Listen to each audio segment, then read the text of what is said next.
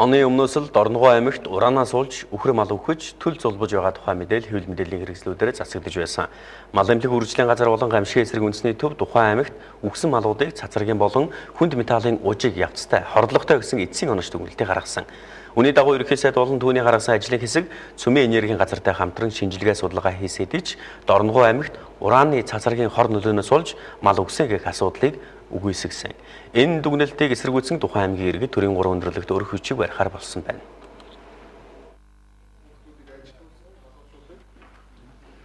Оны өмнө Тус аймгийн нэг өрхийн 19 тугал урааны цацрагийн хордлогонд орж бэлчээр дээр өгсөн гэсэн мэдээлэл цацагдж байсан бол өнөөдрийн байдлаар нэг сумын 21 өрхөд төрлийн гажигтай төлөвүүд мэдлэлээр байгаа юм байна. Доод ирүүгүй, эсвэл хөлгүй, хоёр толгойтой, өсгүй, сохор, хүний нүүртэй ижил царайтай гих мэт гажигтай төлөвүүд өдрөөс өдөрт олшилсоор байхад одоо болтол төрөөс энэ тал дээр огцомч санаа зовхгүй байгаад иргэд ихээхэн бухимдалтай байгаагаа илэрхийлсэн юм а. Дорногов аймгийн Улаанбаатар сумдлэхэд 420 өрх 1500 гаруй иргэд амьдардаг. Тэдгээр иргэд хүнээс хоёр толгойтой хүүхэд гарах дээр тулаад байгаа учраас энэ тал дээр ихээхэн санаа зовж байгаагаа илэрхийлсэн юм а. Мал өгөх чинь малаас ургийн гажигтай мал төрж гэнэ гэж байна. Эн чинь бол одоо тэгээ маргаадраас хүнээс хоёр толгойтой хүүхэд гарч болно, хүнээс сохор хүүхэд гарч болно. Эн чинь баг мал нь хилээд байгаа юм шүү.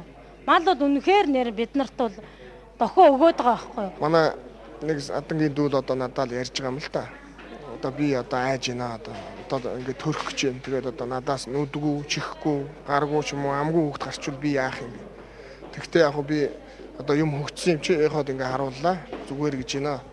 Тэгтэл айцтай байна л гэж ярьж байгаа байхгүй. Тэгэхээр л ер нь айц бол маш өндөр түвшинд байгаа. Ард түмэн бол маш их айцтай байгаа. Асуудал ингэж хурцтаад байхад албаны хүмүүс Дорногов аймагт урааны цацрагийн хор байхгүй гэж дүгнэлт гаргачаад тайван сууж байгаа учраас нутгийн иргэдийн гарын үсэг бүхий өргөх бичгийг төрийн өндөрлгүүдэд хүргэхээр болоод байгаа юм байна. Дорногов аймгийн Улаанбаатар суманд бол зөвхөн Нор Сүрэн гэдэг малчны 20 тугал өгөөгүй. Улаанбаатар суманд бол айл өрх болгоно ямар нэг хэмжээгээр гажигтай урааны хайгуулын одоо сөрөг нөлөөгөөр ийм асуудал гарч яана гэсэн магадaltaгаар олон мал өгч байгаа. За энийг бол одоо тоогоор баримжааж хэлэх юм бол 1000 гаруй гэж хэлж болно. Ялангуяа Аргалант багт бол олон айлд бол ийм асуудал тохиолдож байна.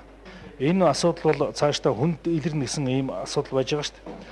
Тэгээ өнөөдөр Улаанбаатарын малчид бол 319 өрхийн одоо эсэргүүцлийн бичгийг хамт нь одоо авчираад одоо төрийн 3 өндөрлөгт өргөж барьж байна.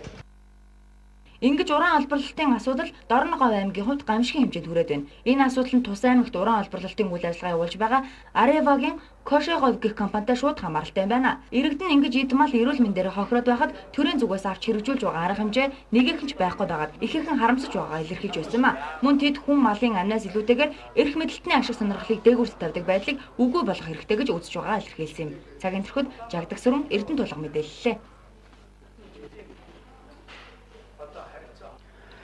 Өчигдөр орсон усархаг борооны улмаас